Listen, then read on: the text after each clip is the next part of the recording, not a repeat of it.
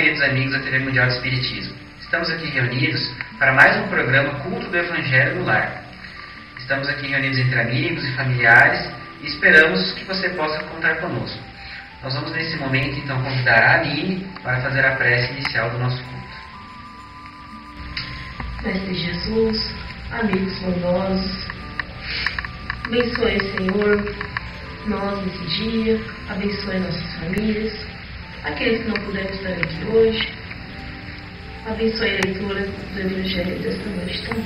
Muito obrigado, Senhor, que assim seja.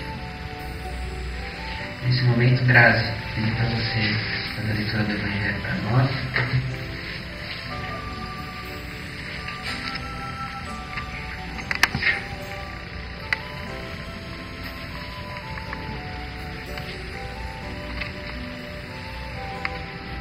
Capítulo 9. Os que são brandos e pacíficos. A cólera. O orgulho vos induz a julgar-vos mais do que sois, e não suportardes uma comparação que vos possa rebaixar, a vos considerardes, ao contrário, tão acima dos vossos irmãos, quer em espírito, quer em posição social, quer mesmo em vantagens pessoais, que o menor paralelo vos irrita e aborrece. Que sucede, então? Entregai-vos à cólera. Pesquisai a origem desses acessos de demência passageira que vos assemelham ao bruto, fazendo-vos perder o sangue frio e a razão. Pesquisai e quase sempre deparareis com o orgulho ferido. Que é o que vos faz repelir coléricos os mais ponderados conselhos, senão o orgulho ferido por uma contradição? Até mesmo as impaciências que se originam de contrariedades muitas vezes pueris, decorrem da importância que cada um liga à sua personalidade, diante da qual entende que todos se devem dobrar. Em seu frenesi, o homem colérico a tudo se atira, à natureza bruta, aos objetos inanimados, quebrando-os porque lhe não obedecem. Ah, se nesses momentos pudesse ele observar-se a sangue frio, ou teria medo de si próprio, ou bem ridículo se acharia. Imagine ele por aí que impressão produzirá nos outros. Quando não fosse pelo respeito que deve a si mesmo, cumpria de esforçar-se por vencer um pendor que o torna objeto de piedade. Se ponderasse que a cólera a nada remedia, que lhe altera a saúde e compromete até a vida, reconheceria ser ele próprio a sua primeira vítima. Mas outra consideração, sobretudo, devera contê-lo, a que torna infelizes todos os que o cercam. Se tem coração, não lhe será motivo de remorso fazer que sofram os entes a quem mais ama? E que pesar mortal se num acesso de fúria praticasse um ato que houvesse de deplorar toda a sua vida? Em suma, a cólera não exclui certas qualidades do coração, mas impede se faça muito bem e pode levar à prática de muito mal. Isso deve bastar para induzir o homem a esforçar-se pela dominar. O espírito, ao demais, é concitado a isso por outro motivo, o de que a cólera é contrária à caridade e à humildade cristãs. Um espírito protetor, Bordeaux, 1863. Segundo a ideia falsíssima de que não é possível reformar a sua própria natureza, o homem se julga dispensado de empregar esforços para se corrigir dos defeitos, em que de boa vontade se compraz, ou que exigiriam muita perseverança para serem extirpados. É assim, por exemplo, que o indivíduo, propenso a encolerizar-se, quase sempre se desculpa com o seu temperamento. Em vez de se confessar culpado, lança a culpa ao seu organismo, acusando a Deus dessa forma de suas próprias faltas. É ainda uma consequência do orgulho que se encontra de permeio a todas as suas imperfeições. Indubitavelmente, temperamentos há que se prestam mais que outros a atos violentos, como há músculos mais flexíveis que se prestam melhor aos atos de força. Não acrediteis, porém, que aí resida a causa primordial da cólera, e persuadi-vos de que um espírito pacífico, ainda que num corpo bilioso, será sempre pacífico, e que um espírito violento, mesmo num corpo linfático, não será brando, somente a violência tomará outro caráter. Não dispondo de um organismo próprio a lhe secundar a violência, a cólera tornar-se-á concentrada, enquanto no outro caso será expansiva. O corpo não dá cólera àquele que não na tem, do mesmo modo que não dá aos outros vícios. Todas as virtudes e todos os vícios são inerentes ao espírito. A não ser assim, onde estariam o mérito e a responsabilidade? O homem deformado não pode tornar-se direito, porque o espírito nisso não pode atuar, mas pode modificar o que é do espírito quando quer com vontade firme. Não vos mostra a experiência, vós espíritas, até onde é capaz de ir o poder da vontade, pelas transformações verdadeiramente miraculosas que se operam sob as vossas vistas? Compenetrai-vos, pois, de que o homem não se conserva vicioso, senão porque quer permanecer vicioso, de que aquele que queira corrigir-se sempre o pode, de outro modo não existiria para o homem a lei do progresso. Hahnemann, Paris, 1863. Muito bem. Alguém gostaria de comentar? A gente está vendo um mundo hoje, né, que por qualquer motivo as pessoas estão brigando, recentemente aconteceu um fato, um morador de um condomínio de alto padrão em São Paulo, né, por causa de barulho, que ele brigou com os vizinhos e acabou matando os vizinhos e acabou depois se matando. Quer dizer, sim, é claro que não dá para saber, não dá para entrar na mente da pessoa para saber qual é o motivo que levou a pessoa àquilo, né? Mas talvez se a pessoa tivesse tido um pouco mais de calma, ela pensasse um pouco melhor, né, não teria cometido esse ato, né? E quantas vezes nós mesmos, né, sem julgar os outros, nós mesmos também não caímos em excesso de cólera gratuitamente, assim, permitindo também acessos obsessivos, muitas vezes fazendo coisas que a gente depois vai se arrepender mais tarde.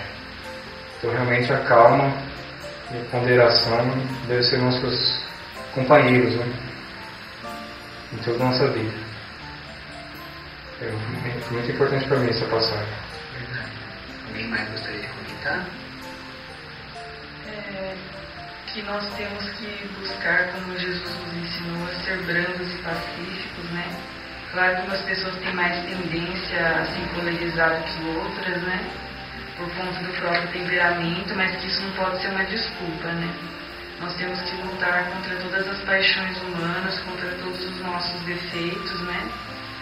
Buscando a cada dia tornarmos uma pessoa melhor, né? Jesus falou que são bem-aventurados os brandos e pacíficos, porque eles vão herdar a terra. Então, vejo que quanto mais nós cultivarmos a brandura, né, a paz, esse momento em que o mundo passa, realmente vai ser importante para nós construirmos um mundo novo, um mundo diferente. A Terra, nesse período de transição, precisa realmente que nós construamos uma cultura de paz, uma cultura de brandura, uma cultura de paciência.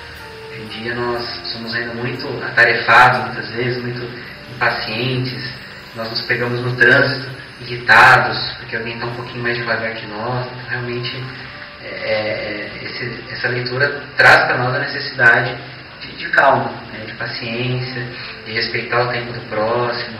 Nós temos pressa porque o colega de serviço não faz o serviço no tempo adequado, no trânsito, na família.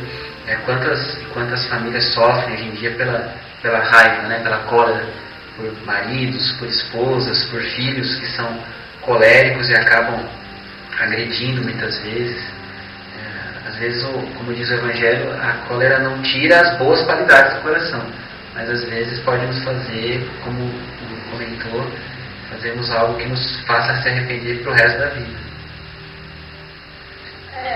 No mundo de que a gente vive hoje, virou bonito ser sem paciência, né? A gente pega assim e, por exemplo, não, eu sou assim, eu não vou mudar, tem que ser desse jeito porque eu sou dessa forma.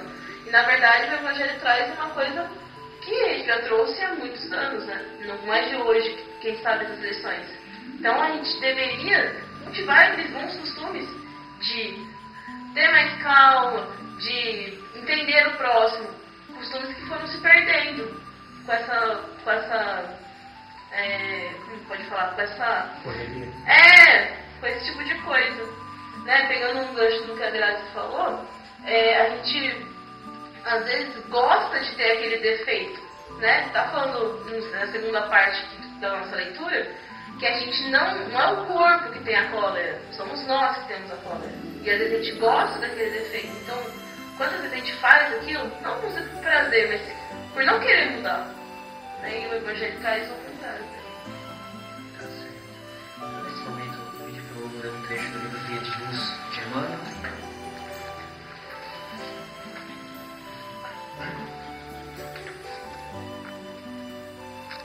Um trecho, mensagem número 65, cultiva a paz. E, se ali houver algum filho da paz, repousará sobre ele a vossa paz, e se não, ela voltará para vós. Jesus, Lucas, capítulo 10, versículo 6. Em verdade, há muitos desesperados na vida humana, mas quantos se apegam voluptuosamente à própria desesperação? Quantos revoltados fogem à luz da paciência? Quantos criminosos choram de dor por lhes ser impossível a consumação de novos delitos? Quantos tristes escapam voluntariamente às bênçãos da esperança? Para que um homem seja filho da paz, é imprescindível trabalhe intensamente no mundo íntimo, cessando as vozes da inadaptação à vontade divina e evitando as manifestações de desarmonia perante as leis eternas. Todos rogam a paz no planeta atormentado de horríveis discórdias, mas raros se fazem dignos dela. Exigem que a tranquilidade resida no mesmo apartamento onde mora o ódio gratuito aos vizinhos. Reclamam que a esperança tome assento com a inconformação e rogam a fé lhes aprove a ociosidade no campo da necessária preparação espiritual. Para a esmagadora maioria dessas criaturas comodistas, a paz legítima é realização muito distante. Em todos os setores da vida, a preparação e o mérito devem anteceder o benefício. Ninguém atinge o bem-estar em Cristo sem esforço no bem, sem disciplina elevada de sentimentos, sem iluminação do raciocínio.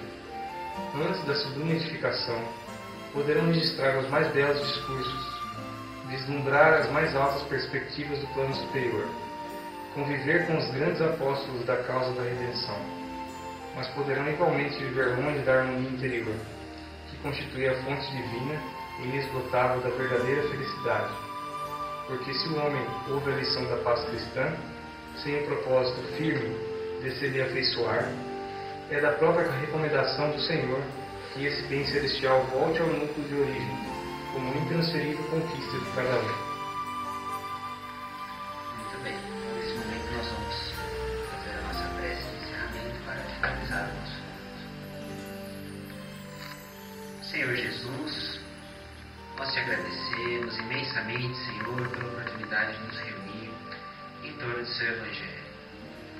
Fortaleça-nos, Senhor, para que possamos praticar as lições do seu Evangelho, para que pratiquemos a paz, evitando o ódio. Abençoa, Senhor, todos aqueles que se encolerizam, que cometem desatinos, que suas bênçãos recaiam sobre esses irmãos, Senhor. Agradecemos mais uma vez, que tua luz, tua paz nos ilumine hoje e sempre. Que assim seja. Agora nós vamos tomar a água frutificada.